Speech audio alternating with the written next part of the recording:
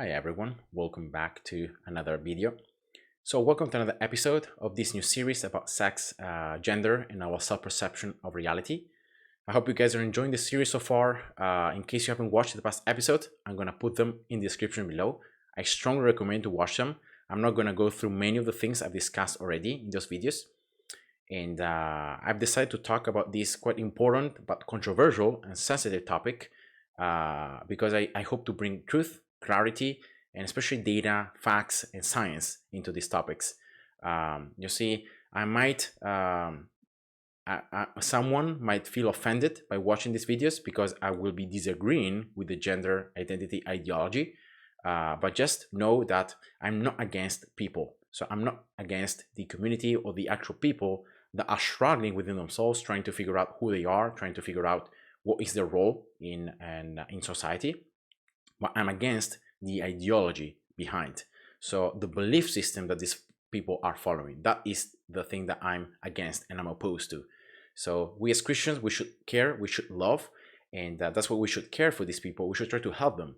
But helping them means bringing them the truth so that they can really be treated, right, and be and find a real solution, and not something that feels like a solution, like the ideology, right, or the gender affirming care, or the transitioning, all those things that are being pushed right now, or the ideology that you can be whatever you want to be, when in reality this is not a real solution. This just brings more detachment from reality and more struggles and more issues, and that's why people in this community, even after gender affirming care, have such high rates of anxiety, depression, and suicide rates compared to the general population.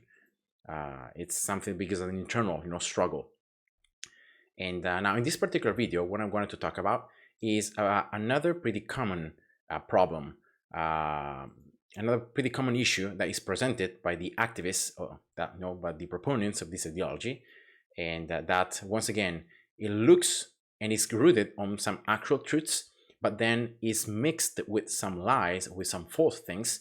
Yeah, that's what I wanted to address in this issue. And the issue is that sex and gender are completely not related. So we have biology on that side, male and female, right? That's how we classify sex. We know males, they have organs specialized to produce small gametes, females, organs to produce large gametes.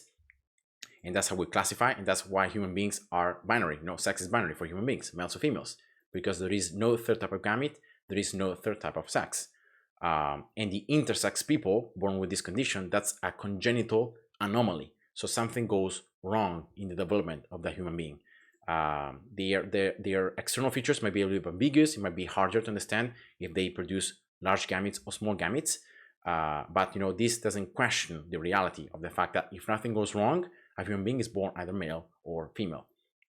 And in most cases, even the intersex people have they produce either small gametes or large gametes, so they can still be classified as males or females.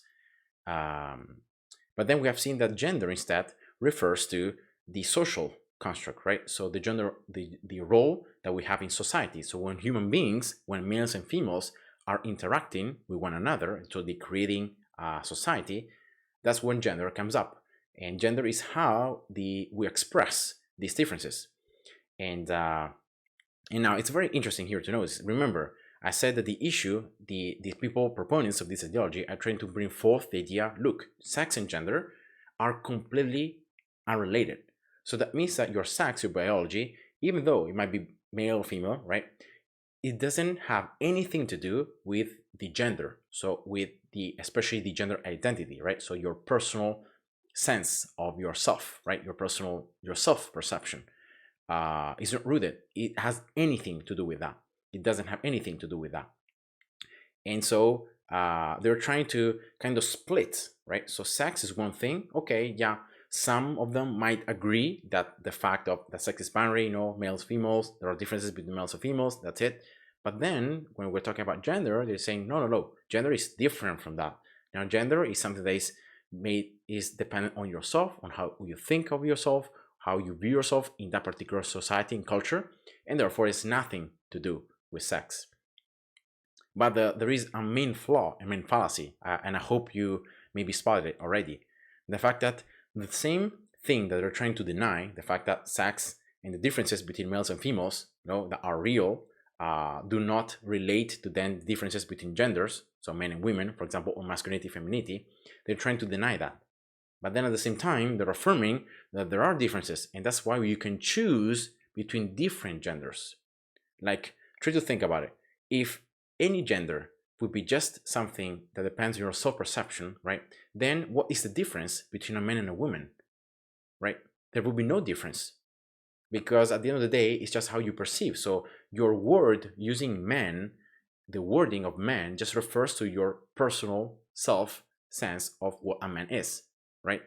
And but that might be different for another person, and might be different even for another and another and another, right? So the same wording, so the same definition of words, so man, woman, or whatever other gender you want to add, is rooted in the fact that the differences exist, and that's why men and women are different, and that's why you can identify as a gender with one or the other, because if both would be just dependent on how you feel or how you think one is and the other is, then there would be no difference between men and women or other genders, right?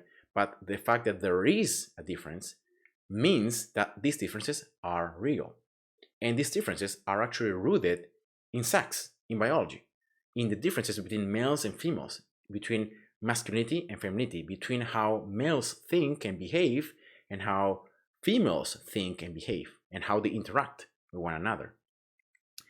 And so you see here the fallacy. So they're trying to deny, in one sense, the fact that sex is completely unrelated to gender, but at the same time, they're affirming that there can be different genders because the differences between them is real.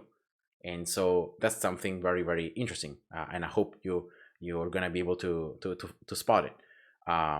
So once again, the reality, so what biology is saying is, look, the differences between males and females, that's how men and women are different. So the same definition of what a man is, what a man should do, how a man behaves and thinks, and then what is a woman, how a woman behaves, what a woman thinks and behave and does, right? These differences, so they think, they behave differently because their biology is different, because their brains are different, because males' brains are different from female brains, and that's it. Like, that's a fact.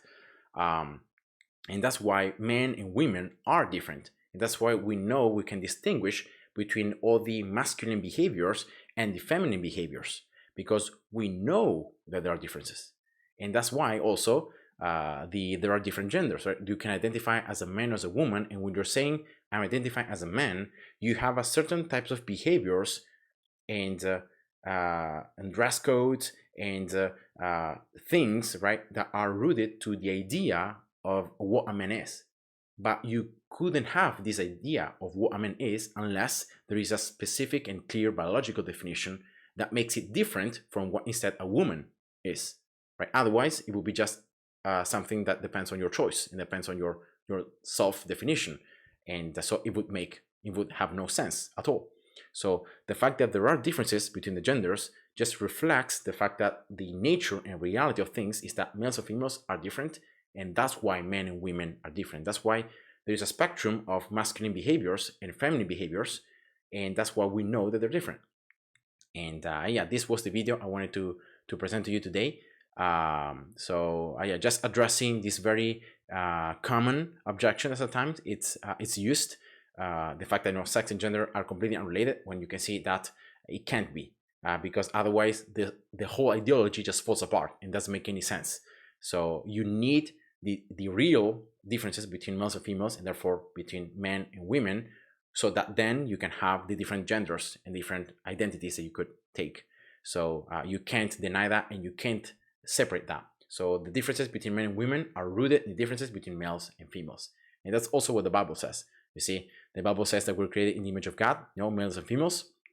The Bible says that the concept of male, female, man, woman, husband, wife, father, mother are all rooted in the same. Like, for God, it's the same. So male, female, the differences then apply the differences between men and women, differences between father and mother, differences between husband and wife.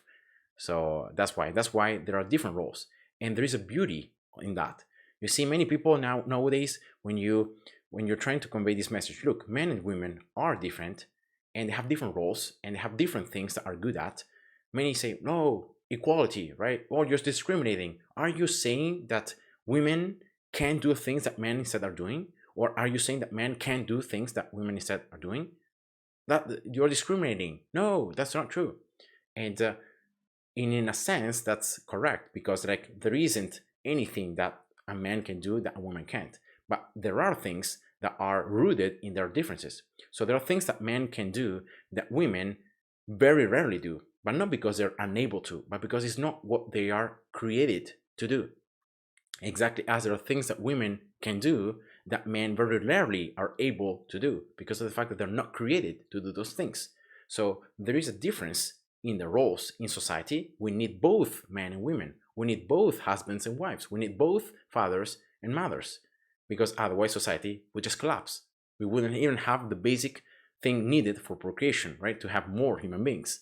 So it's not just a difference, is saying, wow, it's discriminating. But no, it's a beauty of it. We need differences, because things that men can do that women can't, and things that women can do that men can't, we need both. Because in that way, when you put men and women together, that's how society works. And that's how anything can progress and push forward.